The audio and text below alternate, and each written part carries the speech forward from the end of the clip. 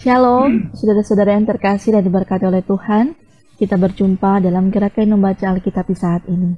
Mari bersama-sama kita akan membaca firman Tuhan, dan karena itu mari kita berdoa. Mengucap syukurlah kami kepadamu ya Tuhan, untuk segala pemeliharaan yang telah Tuhan limpahkan kepada kami.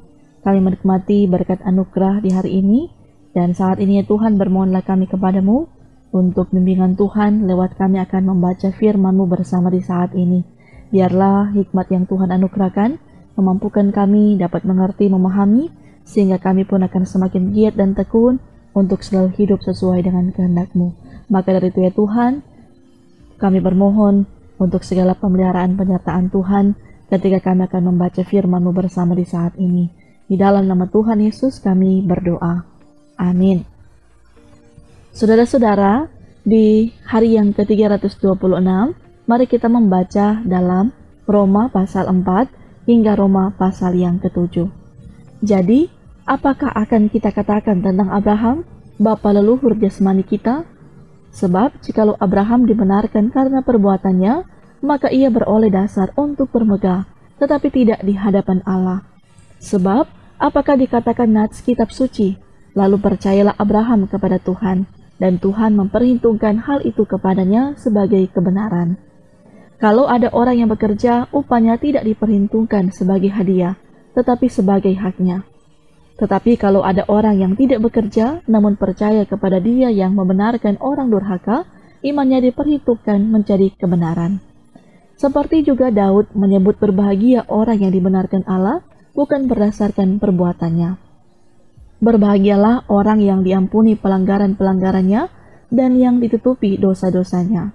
Berbahagialah manusia yang kesalahannya tidak diperhitungkan Tuhan kepadanya. Adakah ucapan bahagia ini hanya berlaku bagi orang bersunat saja atau juga bagi orang tak bersunat? Sebab telah kami katakan bahwa kepada Abraham iman diperhitungkan sebagai kebenaran. Dalam keadaan manakah hal itu diperhitungkan? Sebelum atau sesudah ia disunat? Bukan sesudah disunat, tetapi sebelumnya. Dan tanda sunat itu diterimanya sebagai meterai kebenaran berdasarkan iman yang ditujukannya sebelum ia bersunat. Demikianlah ia dapat menjadi bapa semua orang percaya yang tak bersunat, supaya kebenaran diperhitungkan kepada mereka, dan juga menjadi bapa orang-orang bersunat, yaitu mereka yang bukan hanya bersunat, tetapi juga mengikuti jejak iman Abraham, bapa leluhur kita, pada masa ia belum disunat. Sebab bukan karena hukum Taurat telah diberikan janji kepada Abraham dan keturunannya bahwa ia akan memiliki dunia, tetapi karena kebenaran berdasarkan iman. Sebab jika mereka yang mengharapkannya dari hukum Taurat menerima bagian yang dijanjikan Allah, maka sia-sialah iman dan batalah janji itu. Karena hukum Taurat membangkitkan murka, tetapi di mana tidak ada hukum Taurat, di situ tidak ada juga pelanggaran. Karena itulah kebenaran berdasarkan iman, supaya merupakan kasih karunia, sehingga janji itu berlaku bagi semua keturunan Abraham, bukan hanya bagi mereka yang hidup dari hukum Taurat, tetapi juga bagi mereka yang hidup dari iman Abraham, sebab Abraham adalah bapa kita semua. Seperti ada tertulis, engkau telah kutetapkan menjadi bapa banyak bangsa, di hadapan Allah yang kepadanya ia percaya, yaitu Allah yang menghidupkan orang mati dan yang menjadikan dengan firman-Nya apa yang tidak ada menjadi ada. Sebab sekalipun tidak ada dasar untuk berharap, namun Abraham berharap juga dan percaya bahwa ia akan menjadi bapa banyak bangsa, menurut yang telah difirmankan, demikianlah banyaknya nanti keturunanmu. Imannya tidak menjadi lemah, walaupun ia mengetahui bahwa tubuhnya sudah sangat lemah, karena usianya telah kira-kira 100 tahun dan bahwa rahim Sarah telah tertutup. Tetapi terhadap janji Allah ia tidak bimbang karena ketidakpercayaan, malah ia diperkuat dalam imannya dan ia memuliakan Allah, dengan penuh keyakinan bahwa Allah berkuasa untuk melaksanakan apa yang telah ia janjikan. Karena itu hal ini diperhitungkan kepadanya sebagai kebenaran. Kata-kata ini, yaitu hal ini, diperhitungkan kepadanya, tidak ditulis untuk Abraham saja, tetapi ditulis juga untuk kita, sebab kepada kita pun Allah memperhitungkannya, karena kita percaya kepada Dia yang telah membangkitkan Yesus Tuhan kita dari antara orang mati, yaitu Yesus yang telah diserahkan karena pelanggaran kita dan dibangkitkan karena pembenaran kita.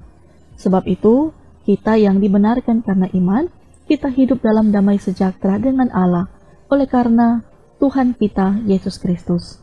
Oleh Dia, kita juga beroleh jalan masuk oleh iman kepada kasih karunia ini. Di dalam kasih karunia ini, kita berdiri dan kita bermegah dalam pengharapan akan menerima kemuliaan Allah. Dan bukan hanya itu saja, kita malah bermegah juga dalam kesengsaraan kita, karena kita tahu bahwa kesengsaraan itu menimbulkan ketekunan, dan ketekunan menimbulkan tahan uji, dan tahan uji menimbulkan pengharapan. Dan pengharapan tidak mengecewakan, karena kasih Allah telah dicurahkan di dalam hati kita oleh Roh Kudus yang telah dikaruniakan kepada kita. Karena waktu kita masih lemah, Kristus telah mati untuk kita, orang-orang durhaka, pada waktu yang ditentukan oleh Allah. Sebab tidak mudah seorang mau mati untuk orang yang benar, tetapi mungkin untuk orang yang baik, ada orang yang berani mati. Akan tetapi Allah menunjukkan kasih-Nya kepada kita, oleh karena Kristus telah mati untuk kita ketika kita masih berdosa. Lebih-lebih karena kita sekarang telah dibenarkan oleh darah-Nya, kita pasti akan diselamatkan dari murka Allah. Sebab, jikalau kita ketika masih seteru diperdamaikan dengan Allah oleh kematian anak-Nya, lebih-lebih kita yang sekarang telah diperdamaikan, pasti akan diselamatkan oleh hidup-Nya. Dan bukan hanya itu saja, kita malah bermegah dalam Allah oleh Yesus Kristus Tuhan kita, sebab oleh Dia kita telah menerima pendamaian itu. Sebab itu, sama seperti dosa telah masuk ke dalam dunia oleh satu orang, dan oleh dosa itu juga maut, demikianlah maut itu telah menjalar kepada semua orang, karena semua orang telah berbuat dosa. Sebab, sebelum hukum Taurat ada, telah ada dosa di dunia, tetapi dosa itu tidak diperhitungkan kalau tidak ada hukum Taurat. Sungguh pun demikian, maut telah berkuasa dari zaman Adam sampai kepada zaman Musa juga atas mereka, yang tidak berbuat dosa dengan cara yang sama seperti yang telah dibuat oleh Adam, yang adalah gambaran Dia yang akan datang. Tetapi karunia Allah tidaklah sama dengan pelanggaran Adam, sebab jika karena pelanggaran satu orang semua orang telah jatuh di dalam kuasa maut, jauh lebih besar lagi kasih karunia Allah dan karunia-Nya yang dilimpahkannya atas semua orang karena satu orang, yaitu Yesus Kristus. Dan kasih karunia tidak berimbangan dengan dosa satu orang, sebab penghakiman atas satu pelanggaran itu telah mengakibatkan penghukuman, tetapi penganugerahan karunia atas banyak pelanggaran itu mengakibatkan pembenaran. Sebab, jika oleh dosa satu orang maut telah berkuasa oleh satu orang itu, maka lebih benar lagi mereka yang telah menerima kelimpahan kasih karunia dan anugerah kebenaran akan hidup dan berkuasa oleh karena satu orang, itu yaitu Yesus Kristus. Sebab itu sama seperti oleh satu pelanggaran semua orang beroleh penghukuman, demikian pula oleh satu perbuatan kebenaran semua orang beroleh pembenaran untuk hidup. Jadi, sama seperti oleh ketidaktaatan satu orang, semua orang telah menjadi orang berdosa. Demikian pula oleh ketaatan satu orang, semua orang menjadi orang benar.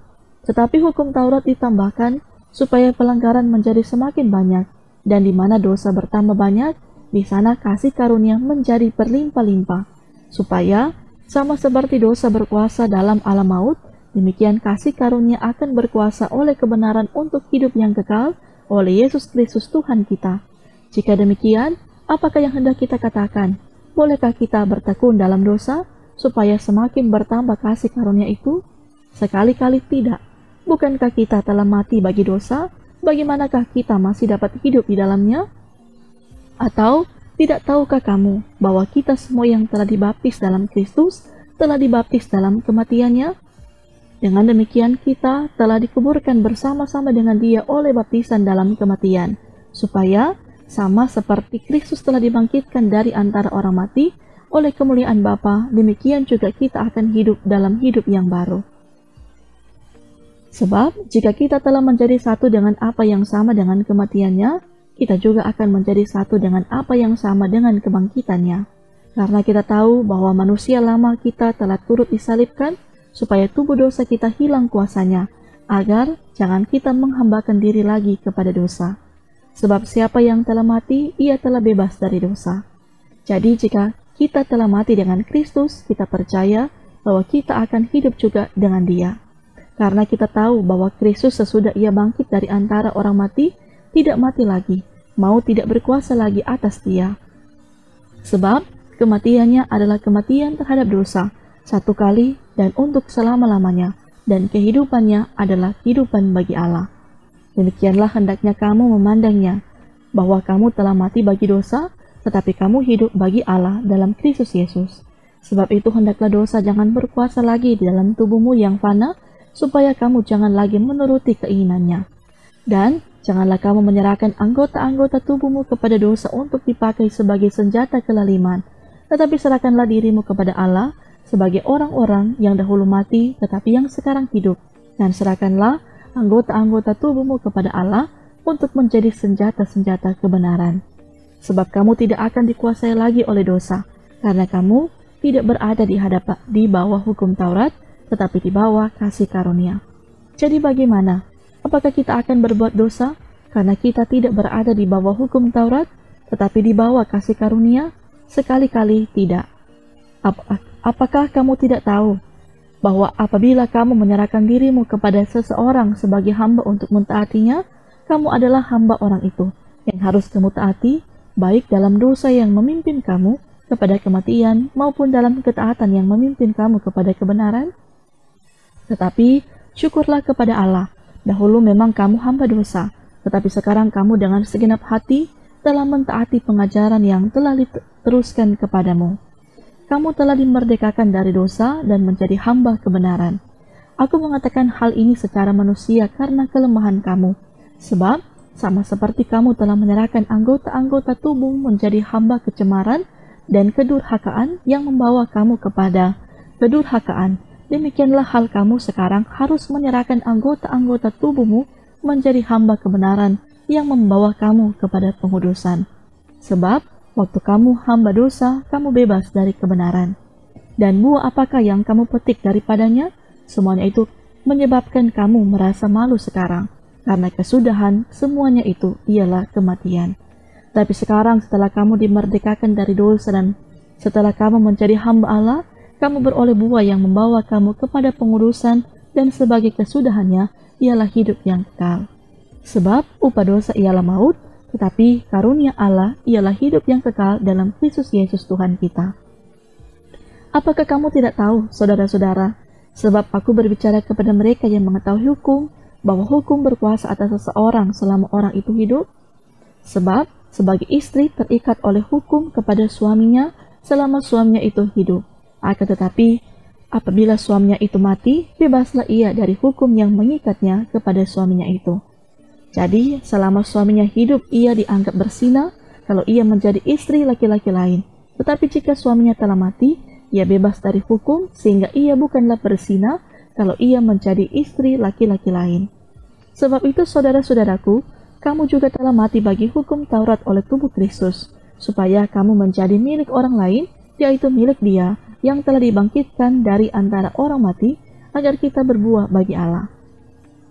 Sebab waktu kita masih hidup di dalam daging, hawa nafsu dosa yang dirangsang oleh hukum Taurat bekerja dalam anggota-anggota tubuh kita, agar kita berbuah bagi maut. Tetapi sekarang kita telah dibebaskan dari hukum Taurat, sebab kita telah mati bagi Dia yang mengurung kita, sehingga kita sekarang melayani dalam keadaan baru menurut roh dan bukan dalam keadaan lama menurut hukum Taurat. Jika demikian, apakah yang hendak kita katakan? Apakah hukum Taurat itu dosa? Sekali-kali tidak. Sebaliknya, justru oleh hukum Taurat aku telah mengenal dosa, karena aku juga tidak tahu apa itu keinginan, kalau hukum Taurat tidak mengatakan, jangan mengingini. Tetapi dalam perintah itu dosa mendapat kesempatan untuk membangkitkan di dalam diriku rupa-rupa keinginan, sebab tanpa hukum Taurat dosa mati.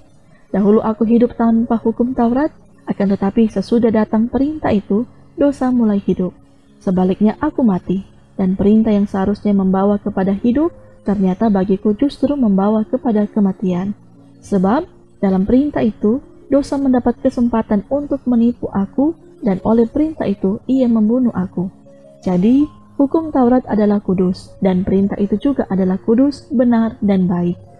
Jika demikian, adakah yang baik itu menjadi kematian bagiku? Sekali-kali tidak.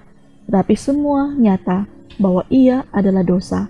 Maka dosa mempergunakan yang baik untuk mendatangkan kematian bagiku, supaya oleh perintah itu dosa lebih nyata lagi keadaannya sebagai dosa. Sebab kita tahu bahwa hukum Taurat adalah rohani, tetapi aku bersifat daging, terjual di bawah kuasa dosa. Sebab apa yang aku perbuat, aku tidak tahu, karena bukan apa yang aku kehendaki yang aku perbuat, tetapi apa yang aku benci, itulah yang aku perbuat. Jadi jika aku perbuat apa yang tidak aku kehendaki, aku menyetujui bahwa hukum Taurat itu baik. Kalau demikian, bukan aku lagi yang memperbuatnya, tetapi dosa yang ada di dalam aku. Sebab aku tahu bahwa di dalam aku, yaitu di dalam aku sebagai manusia, tidak ada sesuatu yang baik. Sebab kehendak memang ada di dalam aku, tetapi bukan hal berbuat apa yang baik.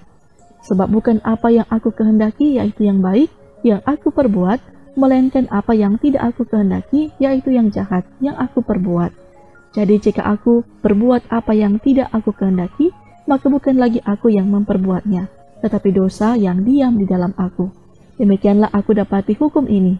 Jika aku menghendaki berbuat apa yang baik, yang jahat itu ada padaku.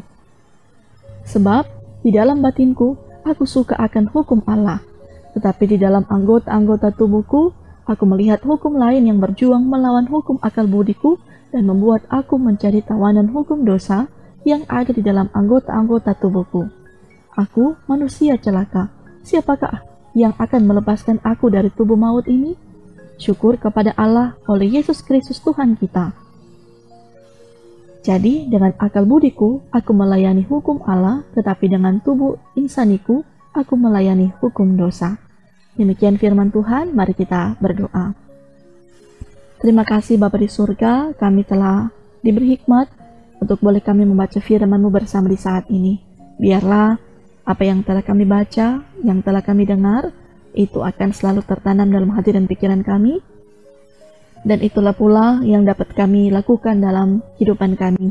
Dan saat ini juga bermohonlah kami kepadamu untuk kehidupan kami di hari ini, ketika kami akan bekerja, beraktivitas, ketika kami akan melaksanakan segala harapan kerinduan kami, bermohonlah kami dengan tuntunan penyertaan Tuhan, biarlah kami selalu akan Tuhan sertai, lindungi dimanapun kami pergi dan berada. Karena itu kami yakin percaya kehidupan kami di hari ini semuanya ada dalam kendalinya Tuhan. Inilah doa kami, di dalam nama Tuhan Yesus kami berdoa. Amin. Demikianlah Bapak Ibu Saudara-saudara untuk gerakan membaca Alkitab saat ini. Tuhan memberkati kita sekalian.